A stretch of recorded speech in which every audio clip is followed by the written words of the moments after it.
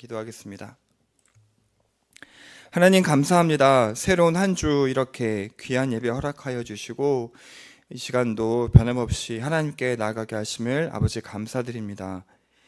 이번 한 주 예배로 시작하여 예배로 끝나기를 원합니다.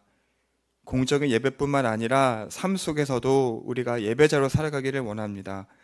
하나님 아버지, 이번 주부터 시작되는 주님의 그 말씀을 통하여서 우리를 새롭게 하여 주시고 이 영의 양식을 통하여 우리가 하나님의 자녀로 이 세상 살아갈 수 있도록 주님 이끌어 주시옵소서. 말씀 선포하시는 담임 목사님 주님께서 굳게 붙잡아 주시고 성령님의 충만함으로 입혀 주시기를 주님께 간절히 기도합니다. 모든 영광 주님께 올려드리며 살아계신 예수 그리스도 이름으로 기도드렸습니다. 아멘.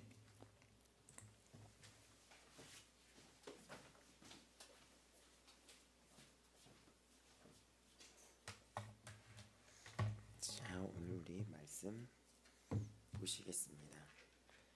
오늘 말씀은 로마서입니다. 로마서는 신약 성경에 있습니다. 우리가 1장이 아니라 12장을 우리가 먼저 볼게요. 로마서 신약 성경에 있어요. 그래서 찾기 쉬울 거예요. 롬 이렇게 되어 있기 때문에. 12장 1절 2절을 보시겠습니다.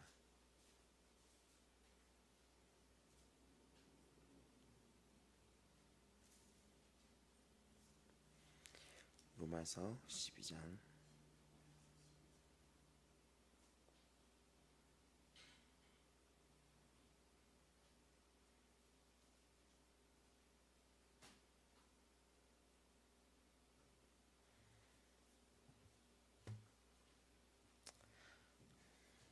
우리 한 목소리로 12장 1절 2절을 찾으셨죠? 12장 1절 2절을 다 같이 보시겠습니다. 그러므로 형제들아, 내가 하나님이 모든 자비하심으로 너희를 권하노니 너희 몸을 하나님이 기뻐하시는 거룩한 산제물로 드리라. 이는 너희가 드릴 영적 예배니라. 너희는 이 세대를 본받지 말고 오직 마음을 새롭게 함으로 변화를 받아 하나님의 선하시고 기뻐하시고 온전한 뜻이 분별하도록 하라. 아멘. 자, 오늘부터 우리가 나누고 다루게 할 것은 우리 로마서입니다. 우리가 히브리서도 굉장히 은혜로웠는데 우리가 성경을 한 권 한 권 할 때마다 그 성경 안에서 주는 정말 그마다의 정말 은혜가 우리에게 굉장히 벅찬 감동으로 오고 있다는 것을 우리는 지금 계속 하면서 받을 수 있었어요. 그 감동을. 히브리서가 우리에게 굉장히 그 뜨거운 예수 그리스도에 대해서 보여주시면서 뜨거운 감동과 이렇게 벅찬 감동을 했는데 그 히브리서의 대장정을 마치고 오늘부터는 이렇게 새롭게 이제 새로운 성경이 나가요. 그것은 로마서예요. 로마서는 뭐 지금의 교회를 만들었다 하더라도 과언이 아니에요. 카톨릭에서 굉장히 부패가 종교의 부패가 되게 심했었는데 그 잘못된 것을 바로잡고 다시 나가게 해줬던 그 성경이 이 로마서입니다. 마틴 루터라는 사람에 의해서 이 성경은 그 마틴 루터를 변화시켰고 루터는 당시에 부패했던 교회를 변화시켰어요. 그래서 종교 개혁이 일어나게 되었고 그 종교 개혁을 일어나게 했던 그 원동력이 됐던 힘이 바로 이 로마서에 있었습니다. 성경은 생명력이 있고 그리고 이런 생명의 역동성이 있기 때문에 우리의 삶을 변화시켜요. 우리가 말씀을 만나는 순간 우리의 삶은 이 살아계신 이 생명력의 말씀이 막 역동을 하면서 그 사람의 역사를 뒤바꿔 버려요. 그러니까 예수님을 만나면 삶이 변화가 되잖아요. 그러니까 이 말씀을 접했을 때 우리가 변화가 되는 거예요. 근데 이 로마서만큼 진짜 그렇게 어떤 그 정말 그 지난 이 과거 역사에서 정말 어떤 정말 그 기독교 역사에 그런 어떤 잘 알려져 있던 위대한 어떤 그런 성인들이라고 해야 될까요? 그런 자들을 그렇게 많이 변화시킨 게 또 있을까 할 정도로 이 로마서는 많은 사람들의 어떤 삶을 변화시켰었어요. 근데 그 삶이 변화됐더니 그 세상이 바뀌었던 거예요. 여러분, 한 사람이 바뀌면 그 사람 주위에는 그 세계가 바뀌어요. 한 사람이 바뀌면 그 사람이 처해 있는 가정이 바뀌어요. 또 그 가정이 변하면 또 그 주위에 여파가 있는 사회가 변화가 됩니다. 근데 그런 영향을 주었던 이 것이 그 수많은 성경 중에 하나가 이 로마서예요. 로마서. 조금 쉽게 말을 펼친다면 성경은 사람을 변화시킵니다. 근데 그 사람이 변화하면 그 사람이 속한 세계가 변화가 돼요. 근데 이 로마서가 그런 역할을 한 성경으로 굉장히 유명해요. 당시에 부패했던 종교를, 변질되고 있는 이 종교를 구원받는 것이 어떤 물질로, 또 면죄부라 그래가지고 집안의 모든 재산을 다 팔아가지고 이런 면죄부 같은 거를 막 판매하기도 했었어요. 근데 우리가 그걸로 천국 가는 게 아니잖아요. 그렇죠? 이렇게 면죄부라고 해서 이렇게 이런 걸로 이거를 사면 이 초대권으로 천국 가는 게 아니죠. 천국은 우리가 무엇으로 가죠? 예수 그리스도의 십자가의 공로와 그거를 바라보는 우리의 믿음이죠. 그래서 이 당시에 이 종교가 되게 이상한 방향으로 가는데 이 로마서 1장 17절을 딱 봤더니 그게 아닌 거예요. 복음에는 하나님의 의가 나타나서 믿음에 이르게 하다니 기록된 바, 우리가 히브리서에도 이게 응용이 됐었죠. 오직 의인은 믿음으로 말미암아 살리라. 그러니까 이거를 강타를 시킵니다. 뭐가 잘못됐다. 당시에 그 종교계는 어떻게, 이 가톨릭 종교계는 어떻게 부패했었냐면 종교라고 했잖아요. 진리가 아니라 이상한 종교로 빠지고 있었던 거예요. 당시에는 그 가톨릭 그 종교계가 돈을 많이 재산을 늘리기 위해서 별별 방법을 다 썼는데 천국을 가려면 그 교회가 이 사람들을 용서할 수 있는 권한이 생긴 거예요. 권한이. 그렇기 때문에 이 돈을 주고 그 용서할 수 있는 이 권한을 주고 돈으로 사고 팔고 하는 거예요. 우리는 예수 그리스도의 십자가로 용서받은 거거든요. 그리고 내가 그 십자가에서 나의 고백이 이루어진 거며 그게 믿음이에요. 근데 그게 변질이 돼가지고 사람들이 구원에 대한 어떤 극한의 어떤 이런 공포의 사회 속에서 종교가 굉장히 권력이 돼버리고 권위주의가 돼버린 사회 속에서 정말 무서운 거예요, 이들이. 그랬을 때 이 면죄부 같은 것들이 팔기 시작하는 거죠. 살 수 있어요, 돈 주고. 그럼 그걸 하면 그걸로 구원받을 수 있다는 이상한 단계로 되는 거예요. 그리고 죄를 지면은 엄청난 고행을 자기가 스스로 겪어야 됐었습니다. 근데 그 루터라는 자가 자신도 이 고행의 길에서 이 로마의 그 계단을, 그 성당의 그 계단을, 교회의 그 계단을 무릎으로 기어 올라가고 죄를 졌으면 스스로 고행을 하다가 이게 뭐 하는 건가? 종교가 이런 어떤 우리가 믿는 이 종교가 무엇인가? 신앙이 무엇인가? 진리가 무엇인가를 고민을 하다가 깨닫게 되는 거예요. 이 로마서 말씀을 통해. 주님이 하신 일이 무엇인지, 율법 아래에 있던 자에게 우리에게 찾아온 그 복음이 무엇인지를 깨닫게 됩니다. 그래서 로마서는 1장부터 11장까지가 그 복음이 무엇인지에 대해서 가득 담겨 있어요. 로마서는 우리가 보면 16장까지 이루어져 있어요. 근데 이 로마서의 이 앞부분, 중반 이상, 이 3분의 거의 2를 차지한 이 부분이 무엇이냐면 복음이 무엇인지예요. 복음이. 그러니까는 이들이 무엇인가를 잘못하고 죄를 지면 당시에 또 그런 가톨릭의 사제들은 채찍으로 자기 스스로 등을 내리치기도 했으며 옷을 이렇게 내리고 정말 채찍으로 자신을 내려치기도 했으며 그리고 무릎으로 이 생무릎으로 그 돌 계단을 기어 올라가면서 피를 쏟으면서 자신의 이 죄에 대한 그 자책을 자기는 벌을 받아야 되는 존재라 그러면서 그 벌을 자기 자신이 받아야 된다는 그런 율법의 저주에 있었던 거예요. 근데 그게 아니잖아요. 인간이 그렇게 한다 그래도 죄를 또 안 줄 수 있으니까 또 짓지. 이해가 되시죠? 그렇게 무릎으로 돌계단을 올라간다 하더라도 그 사람이 다음날 죄 안 짓습니까? 다음날 집에 가면 또 져요.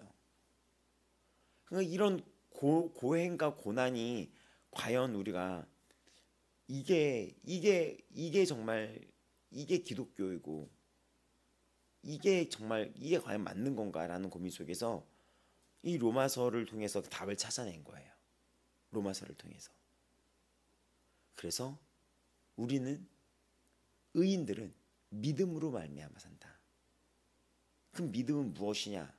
나 봤을 때 1장부터 이 11장까지가 그 복음이 무엇인지, 의롭다 하는 게 어떻게 우리가 의로울 수 있는지, 우리는 이 죄에서 어떻게 하면 벗어날 수 있는지, 어떻게 의로움을 입게 됐는지, 그리고 율법과 이 의롭게 함에 뭐가 있었기 때문에 우리를 의롭다고 이 성경은 말하고 있는지, 예수님이 계신 거예요. 예수님이 우리 율법 때문에 말씀 때문에 다 걸리고 거기서 벗어날 수 없는 인간을 그 율법의 완성을 예수님이 해주신 거예요. 그리고 우리는 벌을 받지 않고 예수님이 벌을 받으신 거예요. 우리가 히브리서에도 나눴잖아요. 근데 그거에 대한 완전히 복음의 정수가 이 로마서예요. 그래서 로마서를 복음의 정수라고 얘기합니다. 그리고 이 로마서는 이 복음을 통하여 이 복음이 정말 기쁜 소식이잖아요. 기쁜 소식인 거예요. 당시에는 이 유앙겔리온이라는 이 헬라어 이 복음이라는 뜻은 로마 황제에게 붙어 있었어요. 로마 황제가 선포하는 것, 로마 황제가 뭐 자녀를 낳으면 그 소식, 로마 황제가 자녀를 낳으면 그 전해진 소식을 유앙겔리온이라고 해서 기쁜 소식이다. 근데 그게 기쁜 소식이 아니라 하나님의 아들인 독생자 예수 그리스도가 이 땅에 오신 것이 우리에게는 참다운 기쁜 소식이다.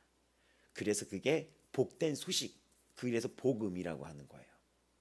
그래서 영어로도 굿 뉴스 이렇게 하잖아요. 좋은 소식이 있어요. 그 좋은 소식이 뭐냐?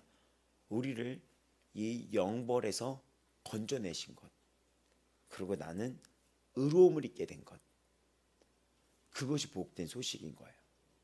그러니까 히브리서도 그렇지만 성경 하나하나가 우리에게 벅찬 감동으로 다가오죠. 그 로마서는 벌써부터 우리에게 벅찬 감동으로 다가오는 거예요. 그렇죠?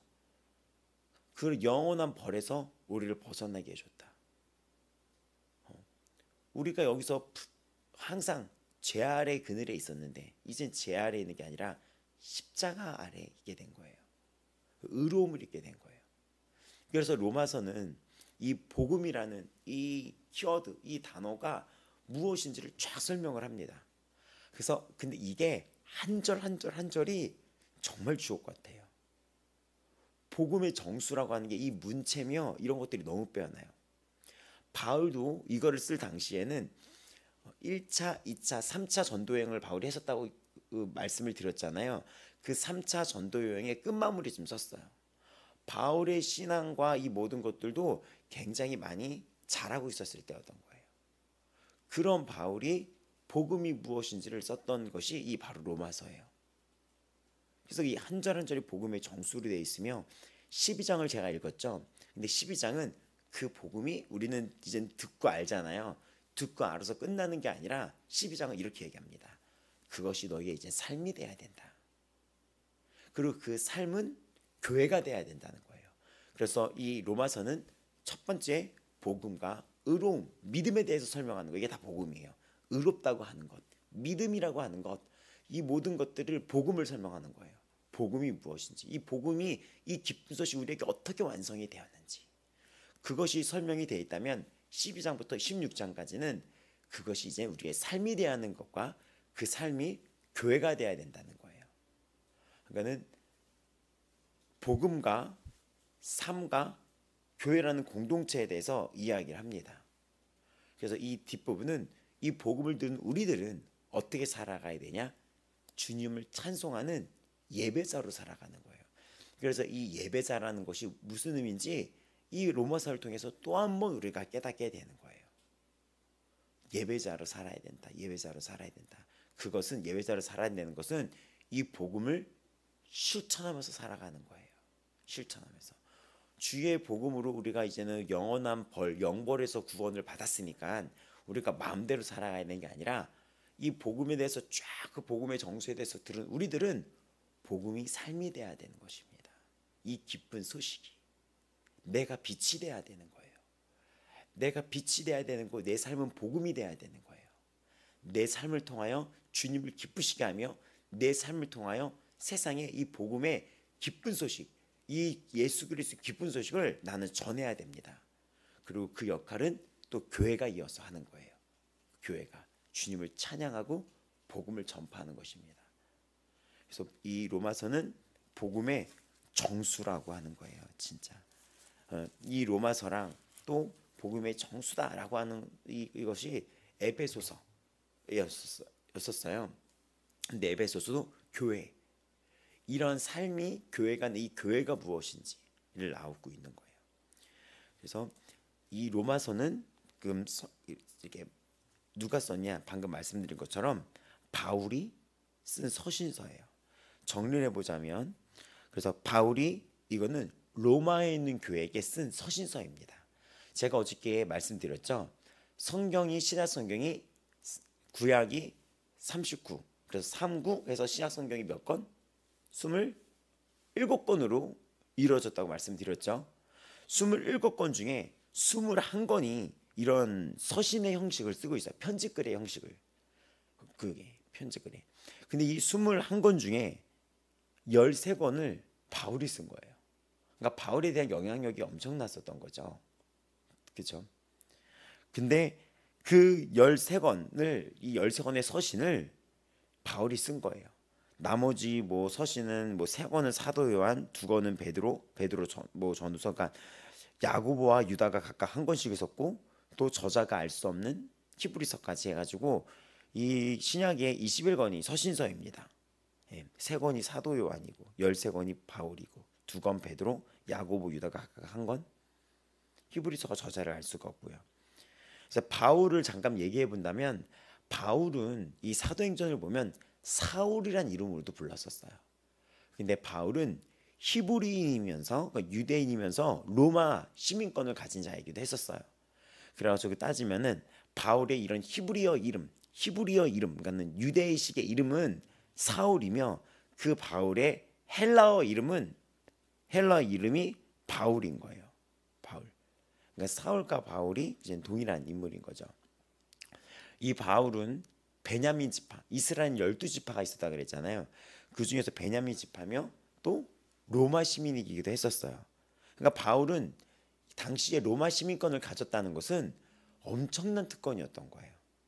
그러니까 우리나라가 되게 잘 살아지면서 우리나라의 시민권을 갖기 위해서 오는 사람들도 있죠. 한국 국적을 따려고.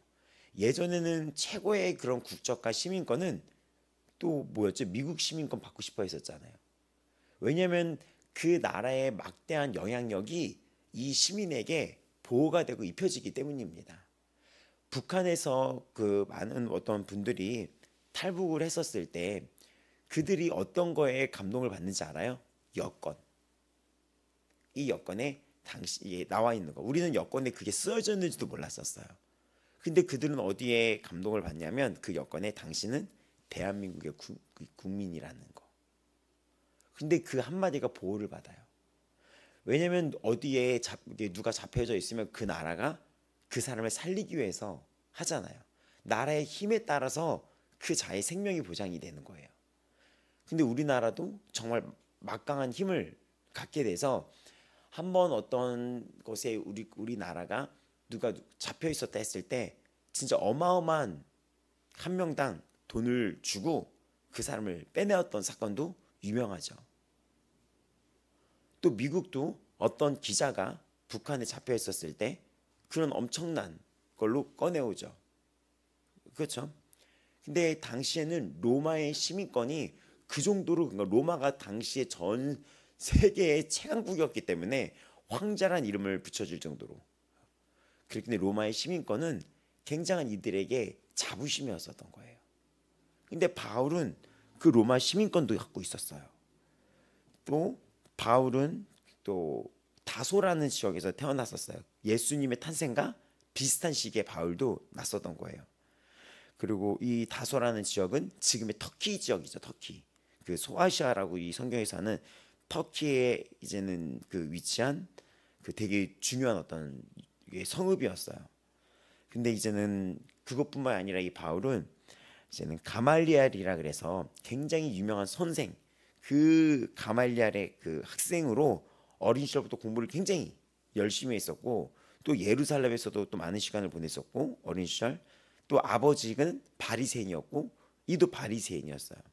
또 가장 엄격했던 그런 어떤 종파, 유대 종파의 회원이었어요. 지금으로 따지면 집안도 아버지도 되게 유대 사회에서도 이 유대인들 사회에서도 바리새인들은 사회적인 정치 지도자였었어요. 정치 지도자.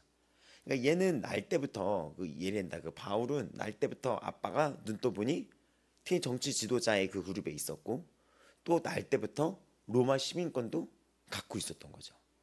유대 사회에서나 그 로마의 지배 아래 있었던 그 사회에서나 로마 시민권도 있었으며, 유대인들 중에서도 정치 지도자의 어떤 이런 가정에 있었으며, 또 공부도 굉장히 그 유명했던 가말리알 문화라고 했던, 그거는 쉽게 생각하면 가장 최고의 어떤 이런 뭐라 그럴까 스펙을 갖고 있는 거예요. 최고의 유명한 어떤 데서 배우고 유명한 학교를 나오고 이런 자였던 거죠. 그런데 이런 자가 다메섹에 있는 그 이제는 예수 믿는 자들을 체포하러 가던 중에, 근데 이분이 이렇게 했던 게 뭐냐면 예수 믿었던 자들을 잡아서 옥에 가뒀던 자는 거예요. 죽이기도 했으며, 멧돼지가 진짜 이 들판을 허물고 가듯이 이 바울은 예수 믿는 자들을 찾아내서 그렇게 완전히 휩쓸고 갔던 자였던 거예요. 근데 다메섹이라는 곳에 있는 그리스도인을 체포하러 가던 중에 기적적으로 주님을 만나서 회심을 하게 됩니다.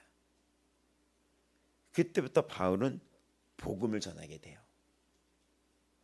그리고 이 바울은 1차, 2차, 3차 전도행을 거쳐서 이 복음이 전 세계로 뻗어져 나가는데 큰 역할을 하게 됩니다. 큰 역할을 하게 돼요. 기가 막힌 게 뭐냐면, 오늘의 이 잠깐 우리가 이 오리엔테이션처럼 갖는 이 시간의 주제이기도 하지만, 절망을 하나님 믿는 자들은 기회를 바꾸는 자들이에요. 다시 설명을 하자면, 예수 그리스도를 믿는 주님의 자녀들은 이 땅의 절망을 절망이 아니라 기회로 바꾸는 자들입니다. 왜냐하면 이 모든 세상을 다스리는 게 주님이기 때문이에요. 이 복음이 어떻게 전 세계로 뻗어가기 시작했냐면, 구약 성경과 신약 성경 이 사이에 이 간격이 400년간의 시간이 있었어요. 구약의 역사가 쫙 펼쳐지다가 딱 끊기고 400년쯤 후에 이 신약 성경이 나온 거거든요. 그럼 이 400년 동안 이 하나님은 뭐 하셨나? 하나님의 왜 침묵하셨나? 이 400년, 구약 성경과 이 신약 성경에 400년간의 시간이 있었던 거죠. 근데 그때 무슨 일이 벌어졌냐? 로마라는 이 하나의 제국이라는 나라가 떠오르게 됩니다. 로마라는 나라가. 근데 로마가 한계에 있어요. 이 나라와 나라들의 이 도로를 다 뚫어버린 거예요. 그래서 모든 길은 로마로. 이런 말 들어보셨죠? 네, 로마로 통한다. 그거 맞아요. 그 로마가 당시에 막대한 어떤 권력과 이 자본으로 이 모든 길을 다 뚫어버린 거예요. 근데 이 400년 그 구약과 신약의 중간 사이에 있었던 일인 거예요. 근데 어떻게 보면 로마라는 제국이 신으로 자기가 떠오르면서 내가 신이다 하면서 정말 하나님을 바라보고 메시아를 기다리는 우리들에게는 굉장히 절망의 때라고도 볼 수가 있어요. 하지만 그게 아니었던 거예요.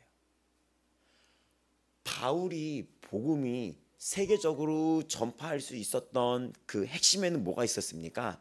바울의 복음이 전 세계로 뻗어갈 수 있던 것은 바로 로마가 뚫어낸 그 길을 통하여 복음을 전파할 수 있었던 거예요. 이해가 됩니까? 로마가 내가 신이다 하면서 뭐 이제는 기독교 뭐 이제는 유대인들을 다 이제는 탄압도 하고 지배를 하고 식민지 삼고 이래가지고 메시아는 언제 오십니까? 우리의 메시아는 언제 오십니까? 라고 이들이 막 그 메시아를 바라보고 있을 때, 우리의 구원자는 언제 오십니까? 구약에서 말했던 그 메시아는 언제 오십니까? 했을 때 로마는 다 길을 뚫은 거예요. 근데 메시아가 오셨습니다. 예수님이 오셨어요. 근데 이 예수님이 오신 이 기쁜 소식이 이제는 유대 사회뿐만이 아니라 전 세계 인류 모든 우리에게, 지금 여기 서 있는 김준영 같은 나 같은 자에게, 절망에 빠진 나 같은 자에게도 열릴 수 있는 그 문이 열렸는데, 바로 그 절망의 때에 뚫어놓았던 그 길로 복음이 들어가기 시작을 했던 거예요. 그러니까는 절망이 아니었던 거죠. 복음을 전파하는 그 길이 열린 것입니다. 바울은 그래서 1차, 2차, 3차 전도행위를 통하여 이 복음이 이 지금의 소아시아 지역, 또 그리스 지역, 이렇게 하면서 이 복음들이 또 로마까지, 당시에 이 모든 나라를 지배하려고 했던 그 로마의 그 심장부까지 이 복음을 가감하게 뚫어버립니다. 바울은 성경에 보면 겉으로 보기에는 볼품없고 또 언변도 뛰어나지 않아서 공격을 많이 당했지만 그 안에는 강한 게 있었어요. 그 내면은 누구보다도 강함이 있었습니다. 그것이 바로 복음의 힘이었어요. 복음의 힘이었어요. 바울에 대한 묘사는 내일 이제 1장을 시작할 때도 좀 다루겠지만, 바울은 이 볼품없는 외모, 또 바울은 이 서신서는 뛰어나지만 글에서는 빼어나지만 신기하게 언변에서는 굉장히 공격을 당했었어요. 수많은 공격이지만 바울은 흔들리지 않았던 엄청난 강함이, 내면이 엄청나게 강했던 사람이었던 거예요. 그럼 그 강함은 어디서 왔냐? 바로 바울이 그 다메섹에서 만났던 주 예수 그리스도 복음이었습니다. 그 복음 앞에서 그 믿음을 확 받았던 이 바울은 그 믿음에서 흔들리지 않았어요. 그 믿음이 바울을 강하게 만들었으며, 그 복음의 귀한 그 믿음이 이 세상 어떤 거에서도 이 바울을 정말 강하고 담대한 자로 만들었습니다. 그러면 우리들도 깨달아야 돼요. 이 복음은 나를 강하게 만드는 힘이고, 이 복음은 역동성이 있으며 생명력이 있으며, 그 시절 바울에게 영향력을 줬던 그 복음의 힘은 그 훗날 루터에게 영향을 줘서 그 사람을 변화시켰으며, 그 부패했던 종교계를 뒤집어버려서 혁신이 일어났으며, 인류 역사의 종교개혁이란 말 들어보셨죠? 그 종교개혁을 뒤집어버려서 역사를 줬으며, 그 종교개혁의 힘은 오늘날 교회를 이루게 했으며, 그리고 복음의 힘은 지금도 살아 역동성이 있습니다. 그럼 우리는 어떻게 해야 될까요?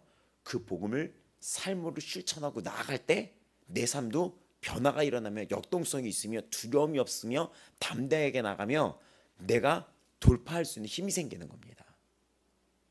그래서 로마서가 복음의 정수예요. 제가 연약했을 때, 연약해서 무슨 문제를 만났었어요. 근데 어떤 저를 기도해 주신 분이 40일이라는 시간을 주겠다. 제가 20살 때였어요. 20살 때 정말 어려운 일을 겪은 적이 있었는데, 그분이 딱 저를 만나더니 몇 살이냐? 20살이다. 그러니까 생일도 지나지 않았어. 19인 거죠. 18. 지금의 우리 나이로 보면 40일간 후에 너를 다시 보겠다. 너에게 기도를 해주겠다. 근데 하나님의 어떤 음성을 이렇게 대원 기도를 받으려고 하는데, 그 전에 네가 해야 될 일이 있다. 40일간 네가 이 로마서를 달달달달 봐라. 그리고 할 수 있으면 기도를, 금식이라도 하면서 이 기도 자리를 놓치지 말아라.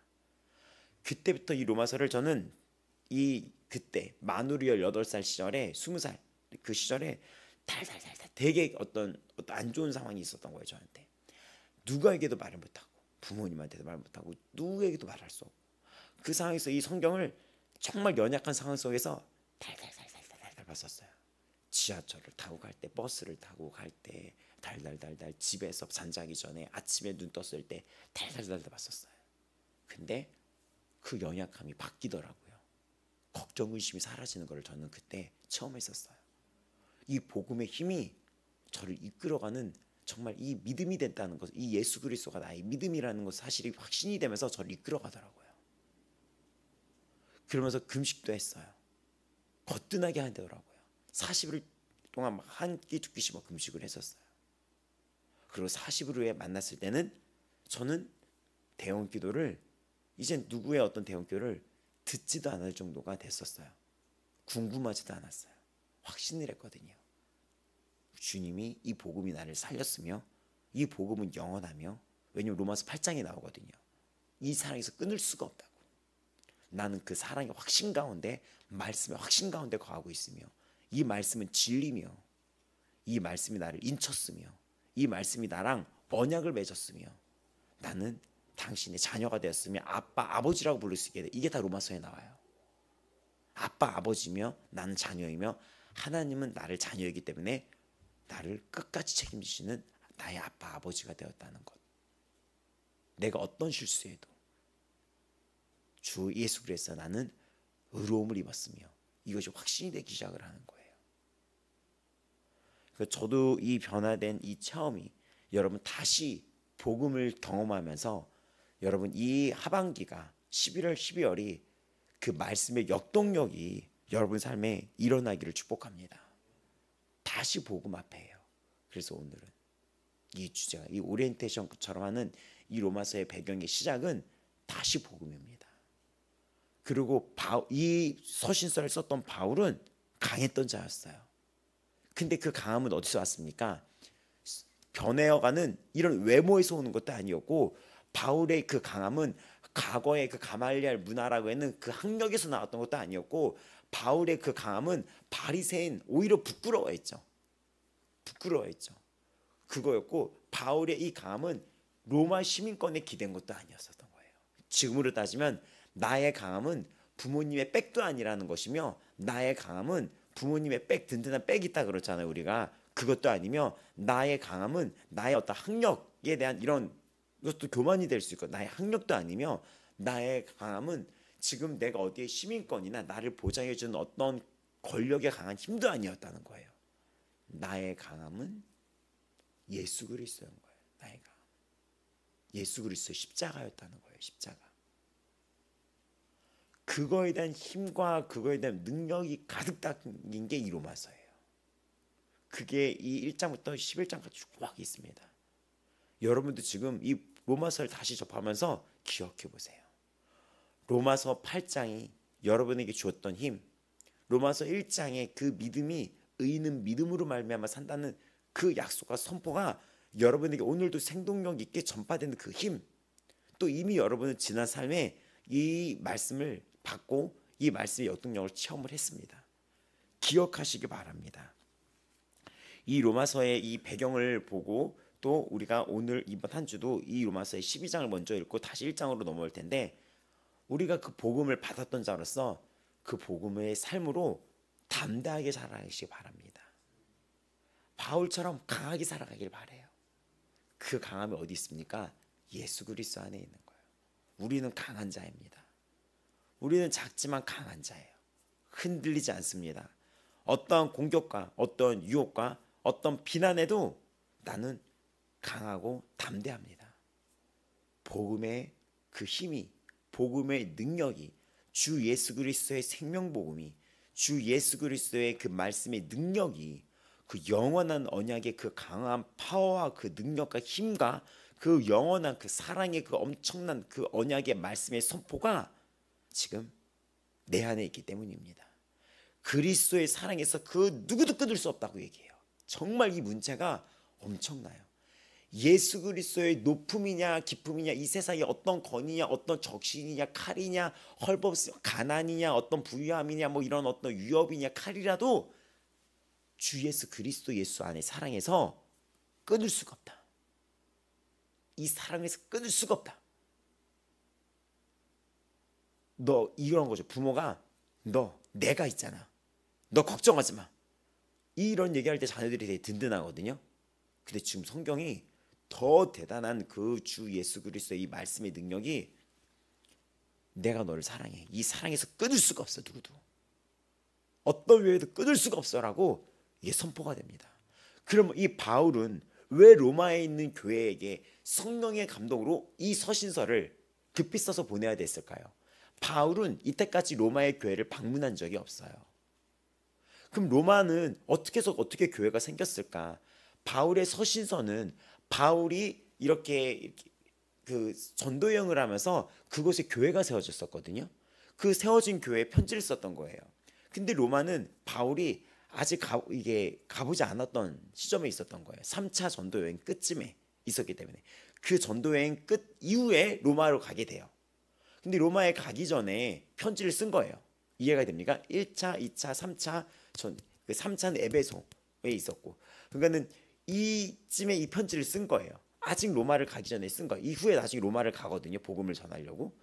근데 이 그 로마는 어떻게 교회가 생겼을까라는 추측했을 때 사도행전 2장에 보면은 그 오순절, 지금의 이제 성령 간린절이라고 오순절이라고 하는 그날에 이들이 주님이 승천하시고 나서 이제는 승천하시고 이제는 부활하셨다가 승천하시고 이제 이들이 있었을 때 기도를 해요. 막 모여서 기도를 하다가 성령을 받게 됩니다. 그러니까 성령을 받게 되니까 막 바람이 막 일어나고 막 이런 체험들이 있잖아요. 성령이 일어났을 때 막 혀가 막 방언이 터지고 막 이랬을 때 그 모습을 이제는 그 여러 지방에 사는 사람들이 왔다가 그 모습을 보게 되고 성령을 받고 그때 은혜를 체험을 하는 거예요. 근데 이 사도행전 2장 10절에 보면은 로마로부터 온 나그네 및 곧 유대인과 유대교에 들어온 사람들과 그들이 그때 그곳을 방문했다가 다 같이 한 곳에 모였을 때 그때 이제 은혜를 체험해요. 성령을 받아요. 근데 이들이 그걸 보고 예루살렘에 왔다가 그거를 체험하고 다시 로마로 돌아가잖아요. 돌아갔는데 이 성령을 받은 이들은 가만히 있을 수가 없어요. 성령을 받은 그곳에는 교회가 세워집니다. 그러니까 이들이 로마로 돌아가서 교회를 세웠을 거예요. 근데 대신에 이들은 이런 사도들, 예수 그리스도의 제자들이었던 이 가르침을 직접적으로 배우지를 못했던 거예요. 이 가르침을. 그러니까 이 바울이 이들이 성령을 받고 예수를 알고 예수를 믿지만 그 복음이 무엇인지에 대해서 이런 어떤 가르침이 없었던 거죠. 그리고 이 한 장의 이 하나의 서신에 그 로마에 있는 교인들에게 그 복음이 무엇인지를 요약해서 전해주게 된 거예요. 이해가 됩니까?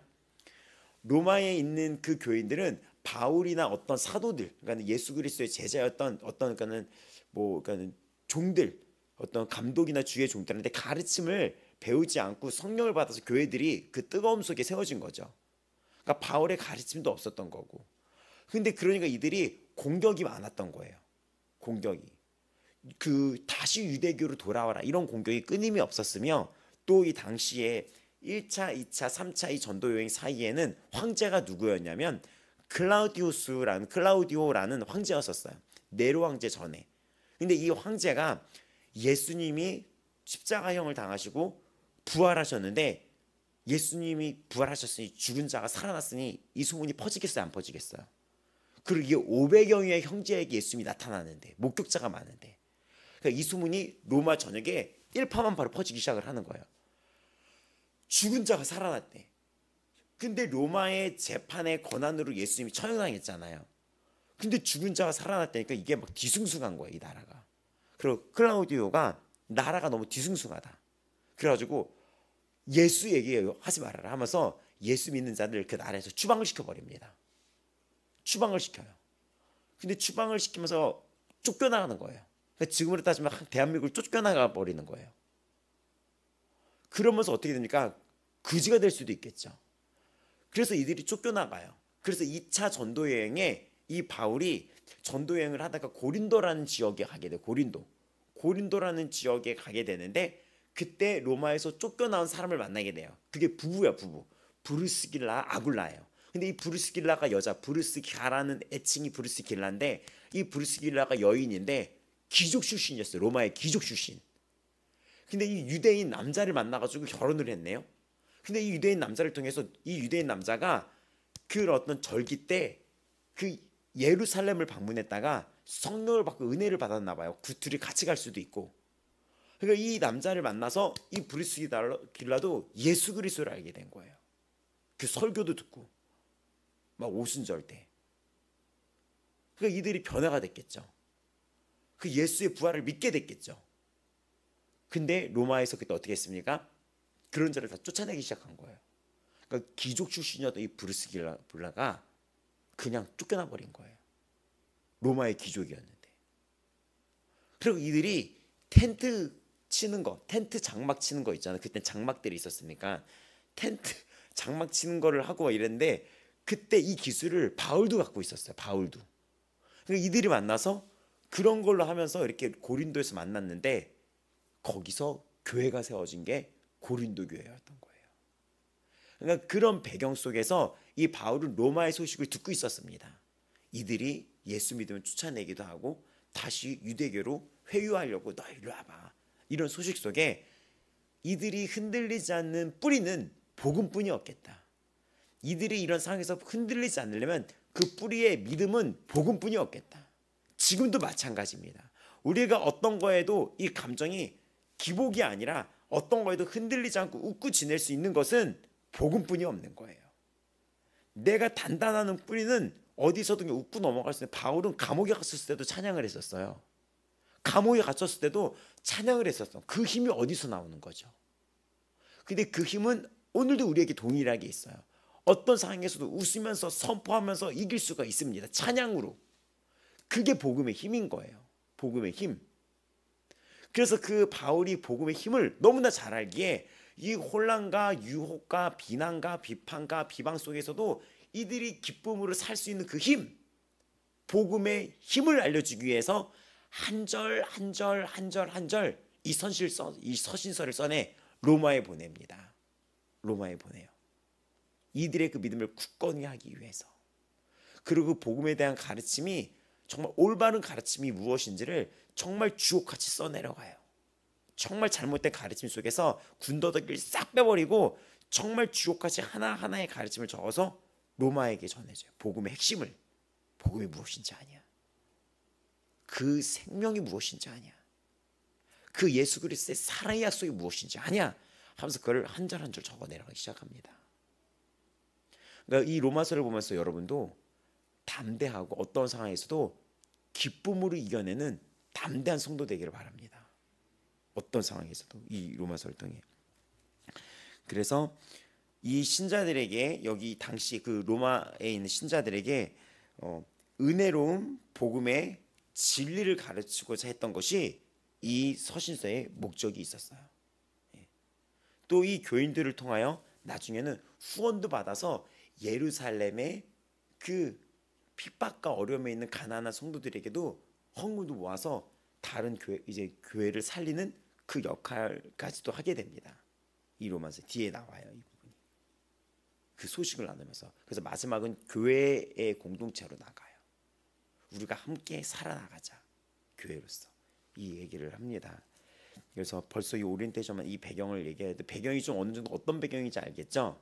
이들이 막 로마에서 막 그리스도 믿는 거 쫓겨나가고 막 이랬던 상황 속, 그리고 이들이 막 그런 속에서 어떤 막 유대인으로 막 들어오라는 막 그런 유혹 속, 이런 어떤 혼란 속에서 이들은 성령을 받고 뜨거운데 그게 막 어떤 그 뿌리를 어떻게 내릴까 하는데 그 뿌리가 말씀인 거예요. 말씀.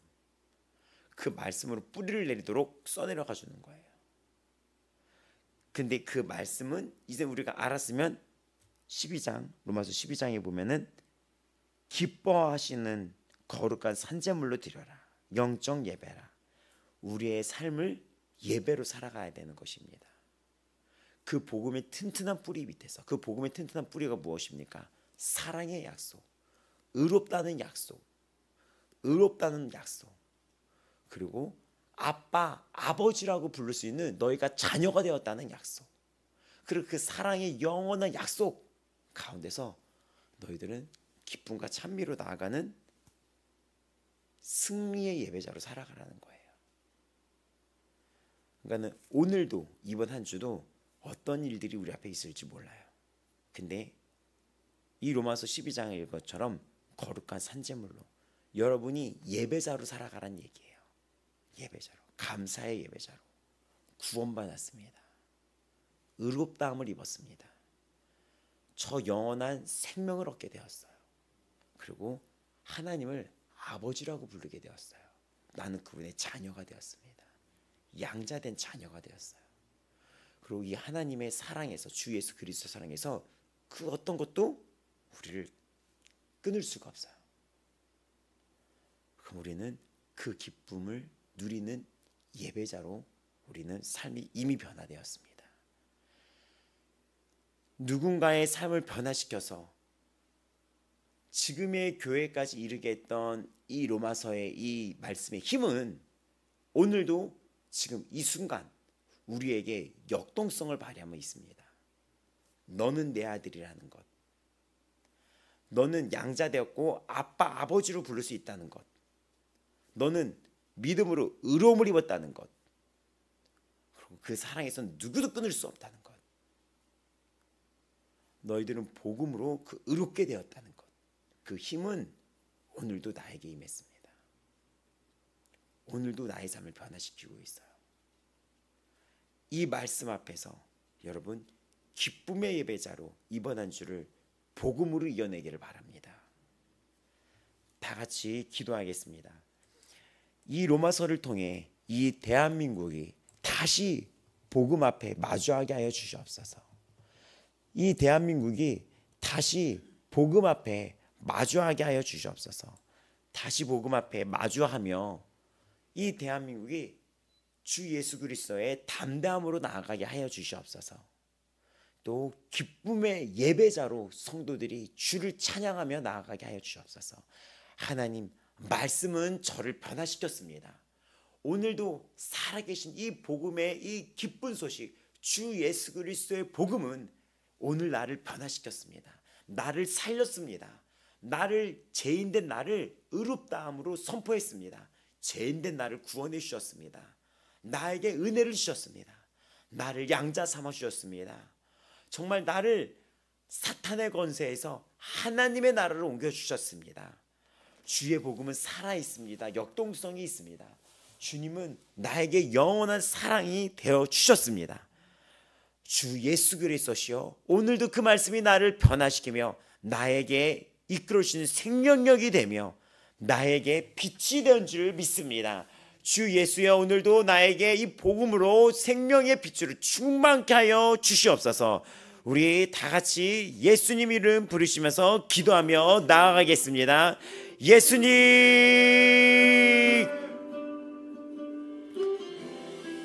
생명의 능력이 되는 이 복음을 우리가 바라봅니다. 복음에는 하나님의 의가 나타나서 믿음으로 믿음에 이르게 하나니 기록된 바 오직 의인은 믿음으로 말미암아 살리라.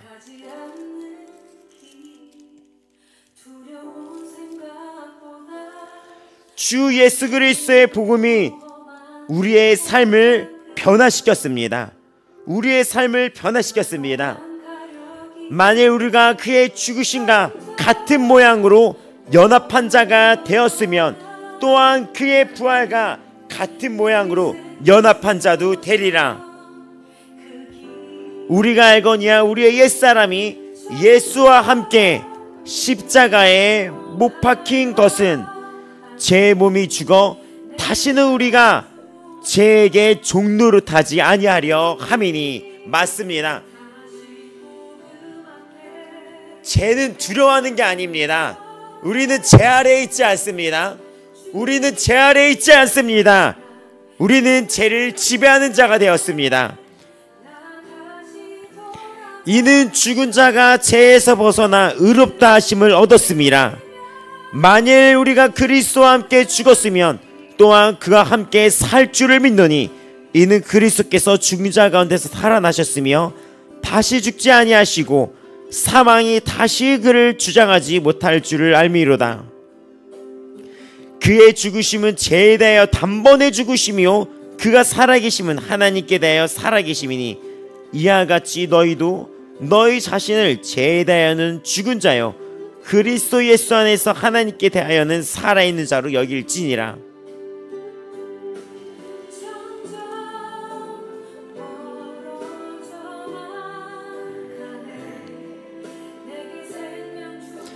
이제는 너희 지체를 의에게 종으로 내주어 거룩함에 이르라. 그러나 이제는 너희가 죄로부터 해방되고 하나님께 종이 되어 거룩함에 이르는 열매를 맺었으니 그 마지막은 영생이라.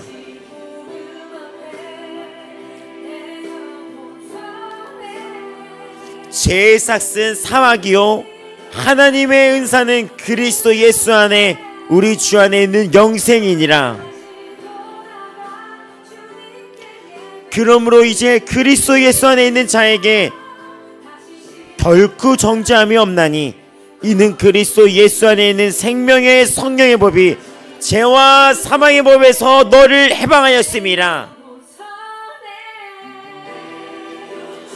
내가 확신하노니 사망이나 생명이나 천사들이나 권세자들이나 현재일이나 장래일이나 능력이나 높음이나 깊음이나 다른 어떤 피조물이라도 우리를 우리 주 그리스도 예수 안에 있는 하나님의 사랑에서 끊을 수 없으리라.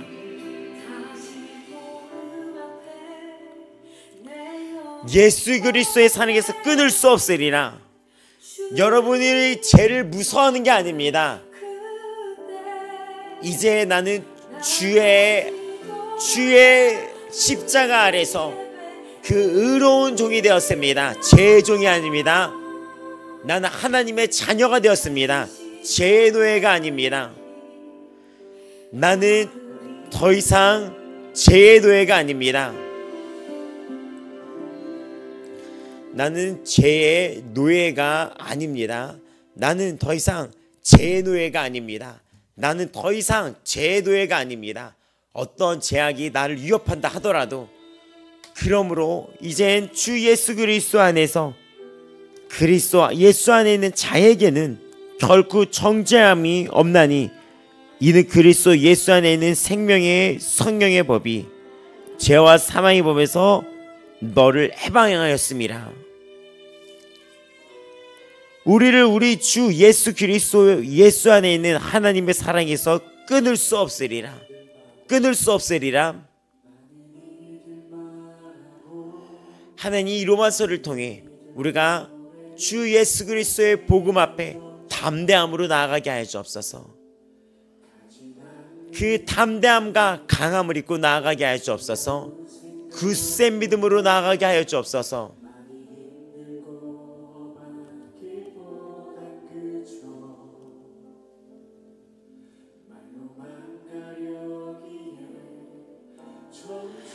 하나님, 이 복음이 나를 변화시켰습니다. 오늘도 이 복음의 능력이 우리를 변화시킵니다. 오늘도 이 복음의 능력은 우리를 변화시킵니다.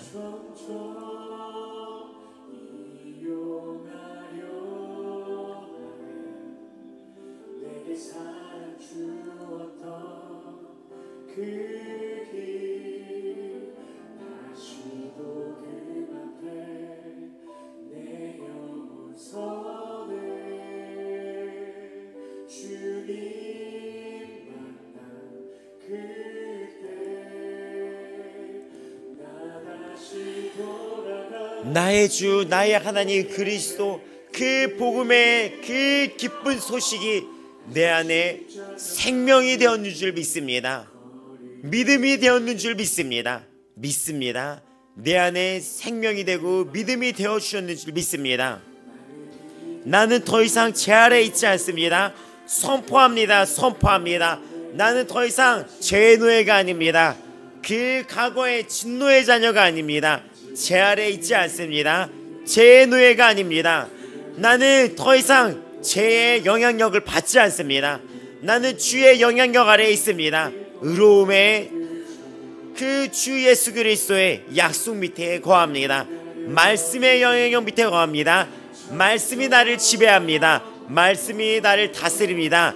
주 예수 그리스도가 나의 주가 되셨습니다. 나의 주인이 되셨습니다.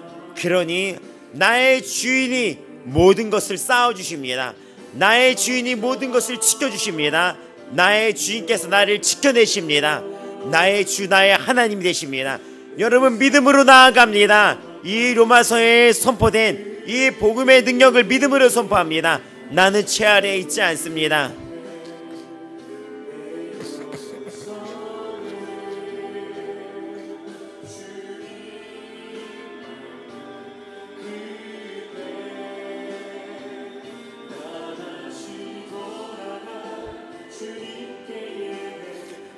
나는 죄 아래에 있지 않습니다.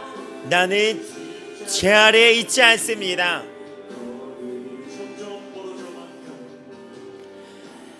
주님, 이 로마서를 통해 내가 그 생명의 기쁨을 다시 느끼며 처음의 그 사랑과 처음의 그 기쁨이 다시 회복되게 하여 주시옵소서. 그 복음의 눈이 열리게 하여 주옵소서. 지혜가 열리게 하여 주시옵소서.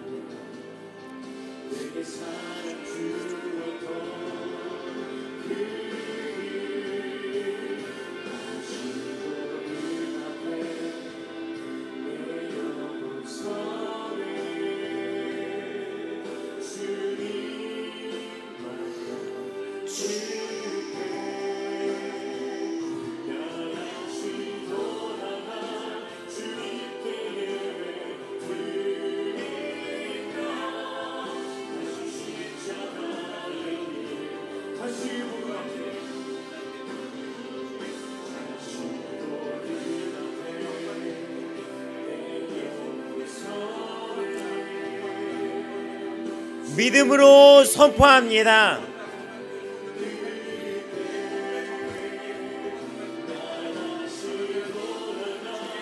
자유함을 입었습니다. 자유함을 입었습니다. 자유함을 입었습니다. 생명의 성령의 법이 나를 인쳤습니다.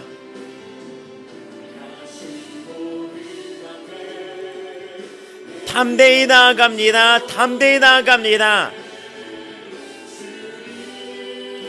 처음에 그 사랑과 그 자유와 기쁨이 넘쳐나게 하여 주시옵소서.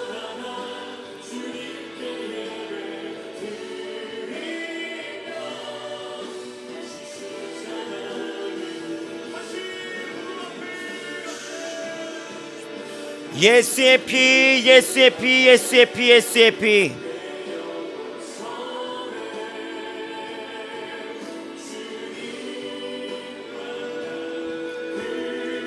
죄가 사망 안에서 왕노릇한 것 같이 은혜도 또한 의로 말미암아 왕노릇하여 우리 주 예수 그리스도로 말미암아 영생에 이르게 하려 함이라. 맞습니다. 은혜로 주 예수 그리스도 안에서 의로 말미암아 왕노릇하게 되었습니다. 우리는 죄 아래 있지 않습니다. 우리는 죄 아래 있지 않습니다. 죄 때문에 염려하고 죄 때문에 고통스러워할 존재가 아닙니다. 우리는 영원한 구원을 받았습니다. 죄가 우리에게 왕노릇할 수 없습니다. 주님이 우리에게 왕노릇합니다. 자유함을 선포합니다. 속지 말고 선포합니다. 그리스도께서 죽은 자 가운데서 살아나셨음에 다시 죽지 아니하시고 사망이 다시 그를 주장하지 못할 줄 알미로다.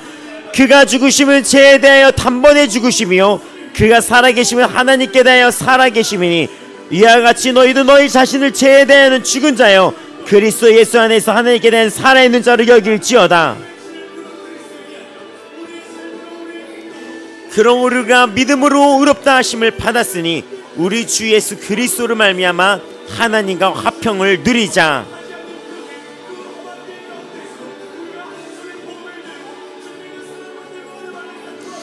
또한 그로 말미암아 우리가 믿음으로 서 있는 이 은혜에 들어감을 얻었으며 하나님의 영광을 바라고 즐거워하느니라.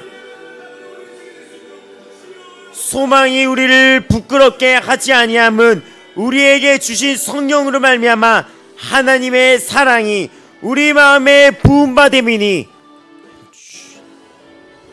우리가 아직 연약할 때에 기약대로 그리스도께서 경건하지 않는 자를 위하여 죽으셨도다.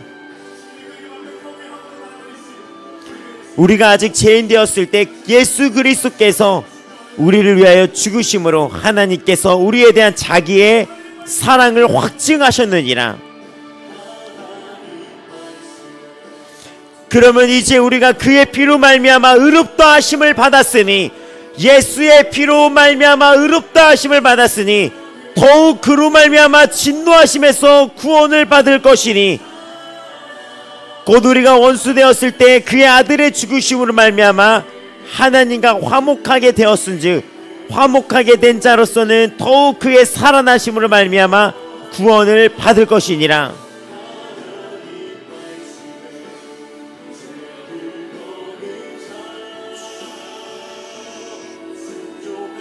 자유함을 입었습니다.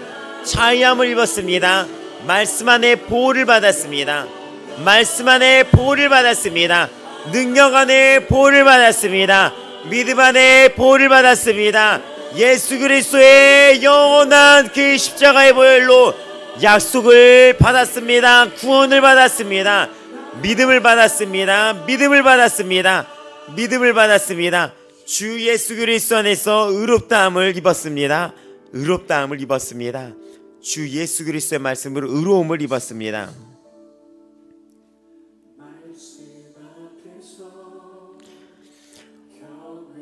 우리로 화목하게 하신 우리 주 예수 그리스도 말미암아 하나님 안에서 또한 즐거워하느니라.